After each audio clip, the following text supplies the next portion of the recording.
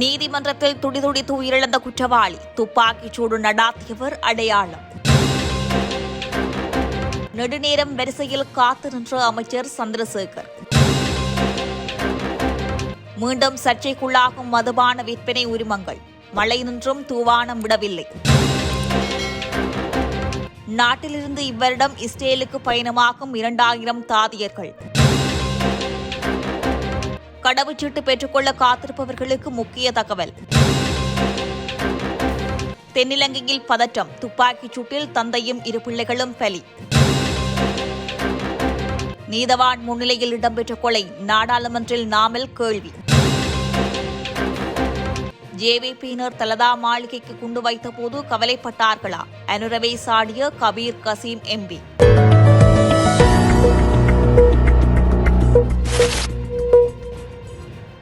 கொழும்பு புதுக்கடை நீதிமன்ற வளாகத்திற்குள் துப்பாக்கிச்சூடு நடாத்திய நபர் தற்போது அடையாளம் காணப்பட்டுள்ளதாக போலீசார் தெரிவித்துள்ளனர்.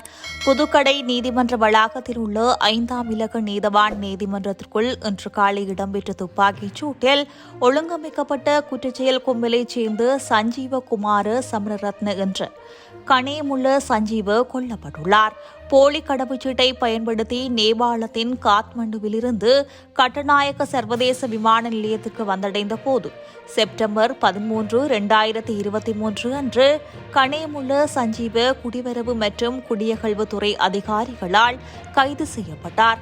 அதன்படி சந்தேக நபர் இன்று காலை பூச சிறைச்சாலையிலிருந்து அழுத்தகட நீதிமன்ற வளாகத்திற்குள் நீதிமன்ற வழக்கு ஒன்றிற்காக அழைத்து வரப்பட்ட போது துப்பாக்கிச்சூடு நடாத்தப்பட்டுள்ளது. நிலுவையில் உள்ள வழக்கில் ஆஜர்படுத்துவதற்காக இன்று சிறைச்சாலை அதிகாரிகளால் புதுக்கடை நீதிமன்ற வளாகத்திற்கு அழைத்து வரப்பட்டார். போலீஸ் விசேட அதிரடிப்படை மற்றும் போலீசாரின் பாதுகாப்பில் அவர் அழைத்து வரப்பட்டிருந்தார். பின்னர் அவர் நீதிமன்ற வளாகத்தில் உள்ள 5ஆம் இலக்க நீதவான் நீதிமன்றத்திற்கு அழைத்துச் செல்லப்பட்டார். அங்குள்ள நீதிமன்ற பிரதிவாதி கூண்டில் வைத்து அவர் சுடப்பட்டதுடன் சட்டத்திரணி போல் வேடமணிந்த ஒருவர் துப்பாக்கிச் சூட்டை நடாத்திவிட்டு தப்பிச் சென்றதாக போலீசார் தெரிவித்துள்ளனர். இந்த நிலையில் துப்பாக்கிச் சூட்டில் பயன்படுத்தப்பட்ட கைத்துப்பாக்கியும் பிரதிவாதி கூண்டுக்கருகில் கைவிடப்பட்ட நிலையில் மீட்கப்பட்டிருந்தது. துப்பாக்கிச் சூட்டில் பலத்த காயமடைந்த கணேமுள்ள சஞ்சீவ கொழும்பு தேசிய வைத்தியசாலையில் அனுமதிக்கப்பட்ட நிலையில் உயிரிழந்துள்ளார். கணேமுள்ள சஞ்சீவை சுட்டுக் கொன்றதாக சந்தேகிக்கப்படும் நபர் துப்பாக்கியை ஒரு புத்தகத்தில் சூட்சமமாக மறைத்து வைத்திருந்ததாக தகவல் வெளியாகியுள்ளது. அதேவேளை உயிரிழந்த கணேமுள்ள சஞ்சீவ மீது 19 கொலை குற்றச்சாட்டுகள் சுமத்தப்பட்டுள்ளமையும் குறிப்பிடத்தக்கது. கொழும்பு தேசிய கண் வைத்தியசாலைக்கு இலங்கை அமைச்சர் ராமலிங்கம் சந்திரசேகர் கண் சிகிச்சைக்காக சென்றிருந்தார். நெடுநேரம் வரிசையில் காத்திருந்து தனக்குரிய இலக்கம் வந்த பிறகு வைத்தியரை அமைச்சர் ராமலிங்கம் சந்திரசேகர் சந்தித்தார். அமைச்சராக இருந்த போதிலும் தனக்கான அதிகாரத்தை பயன்படுத்தாது ஏனைய நோயாளிகளுடன் வரிசையில் நின்று அமைச்சர் சிகிச்சை பெற்றுள்ளதை பலரும் பாராட்டி வருகின்றனர். அதேவேளை ஜனாதிபதி அனுரகுமார மற்றும் இலங்கையின் முன்னாள் ஜனாதிபதிகள் போல வீண்விரியமோ ஆடம்பரங்களோ இன்றி மக்கள் மத்தியில் வலம் வருகின்றார். இந்த நிலையில் அவரது அமைச்சருள்ள அமைச்சர்களும் ஆடம்பரங்களின்றி சாதாரண மக்கள் போல் மக்களோடு மக்களாக நின்று தமக்குரிய தேவைகளை நிறைவேற்றிக் கொள்கின்றமை மக்களின் கவனத்தை ஈர்த்துள்ளது. கடந்த ஆண்டு இலங்கை ஜனாதிபதி தேர்தல் அறிவிக்கப்பட்ட நாளிலிருந்து ஜனாதிபதி தேர்தல் நடைபெறும் வரை மதுபான விற்பனை உரிமங்கள் சட்டவிரோதமாகவும் வெளிப்படைத்தன்மை இல்லாமலும் வழங்கப்பட்டிருப்பதால் உரிமங்களை ரத்து செய்ய உதவிடக் கோரி மனு தாக்கல் செய்யப்பட்டுள்ளது. அதன்படி முன்னாள் நிதியமைச்சரும் முன்னாள் ஜனாதிபதியுமான ரணில் விக்ரமசிங்கே உள்ளிட்டோருக்கு எதிராக உச்சநீதிமன்றத்தில் அடிப்படை உரிமைகள் மனு தாக்கல் செய்யப்பட்டுள்ளது. குறித்த மனுக்களை மாத்தளையைச் சேர்ந்த தங்கவேலு, தர்மேந்திர ராஜா மற்றும் புத்பிட்டியவைச் சேர்ந்த பிரசாத் தினிக பிரியதர்சன ஆகிய 2 மதுபான உரிமதாரர்கள் சமர்ப்பித்துள்ளனர். முன்னாள் காலாள் ஆணையாளர் ஜெனரல் MJ குணஸ்ரீ, முன்னாள் நிதியமைச்சர் ரணில் விக்ரமசிங்க, நிதியமைச்சின் செயலாளர், லஞ்ச ஒழிப்பு ஆணைக்குழு உறுப்பினர்கள், தேர்தல் ஆணைக்குழு உறுப்பினர்கள், அமைச்சர்கள் வசந்த சமரசிங்க மற்றும் விமல் ரத்நாயக் மற்றும் காலாள் துறை அதிகாரிகள் ஆகியோர் பிரதிவாதிகளாக குறிப்பிடப்பட்டுள்ளனர். ஜனாதிபதி தேர்தல் அறிவிக்கப்பட்டு ஜூலை 26ஆம் தேதி முதல் ஜனாதிபதி தேர்தல் நடைபெற்ற செப்டம்பர் 21ஆம் தேதி வரை சட்டத்திற்கு முரணான முறையில் வெளிப்படைத்தன்மை இல்லாமல் மதுபான விற்பனை உரிமங்களை வழங்க நடவடிக்கை எடுக்கப்பட்டதாக மனுவில் தெரிவிக்கப்பட்டுள்ளது. இந்த அனுமதிகள் ஜனநாயக தேசிய முன்னணியின் ஆதரவாளர்களுக்கும் அதற்கு ஆதரவளித்த நாடாளுமன்ற உறுப்பினர்களுக்கும் வழங்கப்பட்டதாக தாங்கள் அறிந்திருப்பதாக மனுதாரர்கள் கூறுகின்றனர்.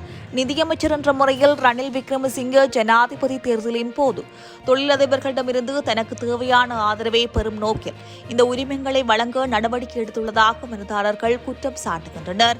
அதேவேளை இந்த மதுபான உரிமங்களை தமிழ் எம்பிக்கள் சிலரும் பெற்றதாக சர்ச்சைகள் ஏற்பட்டிருந்தமை குறிப்பிடத்தக்கது.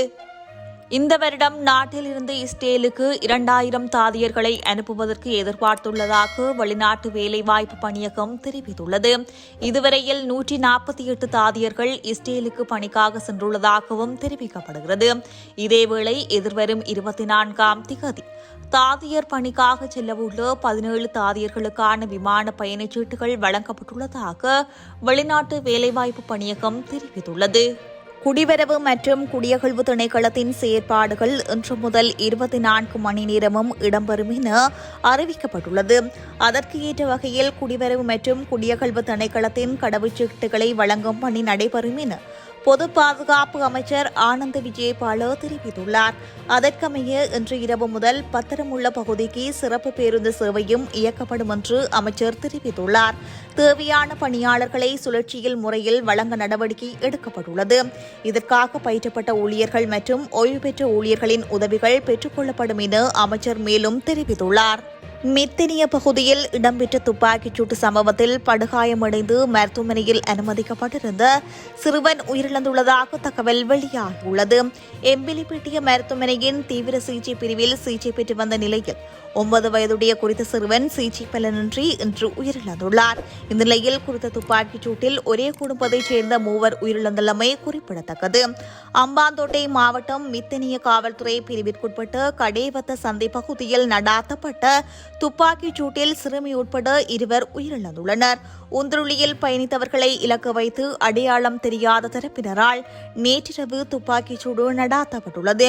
இந்த துப்பாக்கிச் சூட்டில் உந்துருளியை செலுத்திய 39 வயதான நபர் சம்பவ இடத்திலேயே உயிரிழந்துள்ளதாக காவல்துறை ஊடகப் பிரிவு தெரிவித்துள்ளது. அத்துடன் துப்பாக்கிச் சூட்டில் காயமடைந்த குறித்த நபரின் மகனும் மகளும் வைத்தியசாலையில் அனுமதிக்கப்பட்ட நிலையில் 2 பேருமே சிகிச்சை பலனின்றி உயிரிழந்துள்ளனர். இந்த துப்பாக்கிச் சூட்டுக்கு T-56 ரக துப்பாக்கி பயன்படுத்தப்பட்டுள்ளதாக கண்டுபிடிக்கப்பட்டுள்ளது. யாருக்கும் எங்கும் சுதந்திரமாக செல்ல முடியும் என அமைச்சரவை அமைச்சர் ஒருவர் கூறிய சிறிது நேரத்தில் கொழும்பு நீதிமன்ற வளாகத்திற்குள் இடம்பெற்ற துப்பாக்கிச் சூட்டு விவகாரமானது தற்போதைய தேசிய பாதுகாப்பு அச்சுறுத்தலான போக்கை எடுத்துக் காட்டுவதாக நாடாளுமன்ற உறுப்பினர் நாமல் ராஜபக்ச தெரிவித்துள்ளார். நாடாளுமன்றத்தில் இன்று கருத்து தெரிவிக்கும் போதே அவர் இதனை தெரிவித்துள்ளார். இதன்போது மேலும் கருத்து தெரிவித்த அவர் இன்று 2 கொலைகள் நாட்டில் இடம்பெற்றுள்ளது. அதில் குறிப்பாக நீதிமன்றத்திற்குள் ஒரு கொலை இடம்பெற்றுள்ளது. அவர் பாதாள உலக உறுப்பினராக இருக்கலாம். அவருடைய செயற்பாடு தொடர்பில் நான் கதைக்க விரும்பவில்லை. இங்கு பட்டப்பகலில் ஒரு கொலை இடம்பெற்றுள்ளது. பாதாள உலக கும்பலை கட்டுப்படுத்த உங்கள் அரசிடம் திட்டம் இருந்தால் அது பற்றி எங்களுக்கு எவ்வித தேவைப்பாடும் இல்லை. அதை பற்றி நாங்கள் கேள்வி எழுப்பப் போவதும் இல்லை. ஆனால் இதுதான் இலங்கையை பற்றி உலகுக்குள் உங்கள் அரசாங்கம் காட்டும் முகம் என்றால் அது ஏற்றுக்கொள்ள முடியாது. மன்னாரில் நீதிமன்றத்திற்கு வெளியில் துப்பாக்கிச் சூடு இடம்பெறுகிறது. கொழும்பில் நீதிமன்றத்திற்கு உள்ளே இடம்பெறுகிறது. இப்படியான விடயங்களுக்கு சிறிதளவேனும் கவனத்தை செலுத்துங்கள் என்று தெரிவித்துள்ளார். யாழ்ப்பாண நூலகத்தை எரிப்பதற்கு அரசியல் கட்சி ஒன்று உடந்தையாக இருந்தது என்று ஜனாதிபதி அனுரகுமார் திசாநாயக்க கருத்து வெளியிட்டமை கவலை அளிக்கின்றது என எதிர்க்கட்சி நாடாளுமன்ற உறுப்பினர் கபீர் காசிம் தெரிவித்துள்ளார். இன்றைய நாடாளுமன்ற அமர்வில் உரையாற்றும் போதே அவர் இந்த விடயத்தினை தெரிவித்துள்ளார். ஜனாதிபதி அனுரகுமார் திசாநாயக்கு அவரது வரவு செலவு திட்ட உரையில் யாழ்ப்பாணம் நூலகம் குறித்து கருத்து தெரிவித்திருந்தார். யாழ்ப்பாண நூலகத்திற்கு தமிழ் மக்கள் எவ்வளவோ மரியாதை செலுத்தினார்கள். மாணவர்கள் அதற்குள் நுழையும் போது பாதணிகளை கழற்றிவிட்டுத்தான் செல்வார்கள் என்று தெரிவித்துள்ளார்.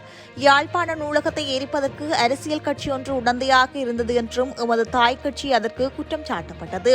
எனவே ஐக்கிய தேசிய கட்சியினால் அந்த விடயம் மேற்கொள்ளப்பட்டது என்ற குற்றச்சாட்டு முன்வைக்கப்பட்டது. ஆனால் அந்த விடயம் குறித்து நாங்கள் கவலைப்படுகின்றோம். எமது பெயர் பூசப்பட்டமை குறித்து ரணில் விக்ரமசிங்கே பல வருடங்களுக்கு முன்னர் இந்த நாடாளுமன்றத்தில் ஐக்கிய தேசிய கட்சியின் தலைவர் என்ற வகையில் மன்னிப்பு கோரியிருந்தார். தெரிவித்தார். நாங்கள் கீழ்ப்படிவான முறையில் அந்த விடயத்தினை மேற்கொண்டிருந்தோம். ஆனால் அது குறித்து கதைக்கும் போது ஜனாதிபதிக்கு இந்த விடயம் நினைவுக்கு வரவில்லையா? அன்று ஜேவிபியினர் பௌத்தர்களின் தல்தா மாளிகைக்கு குண்டு தாக்குதல் மேற்கொண்ட போது அதற்கு மன்னிப்பு கோரியிருந்தார்களா? அவர்கள் ஏன் கவலைப்படுவதில்லை? யாழ்ப்பாண நூலகம் குறித்து கதைப்பது சரி, நீங்கள் செய்த பிழை குறித்து உங்களுக்குள் விமர்சனங்களை மேற்கொண்டுள்ளீர்களா என தெரிவித்துள்ளார்.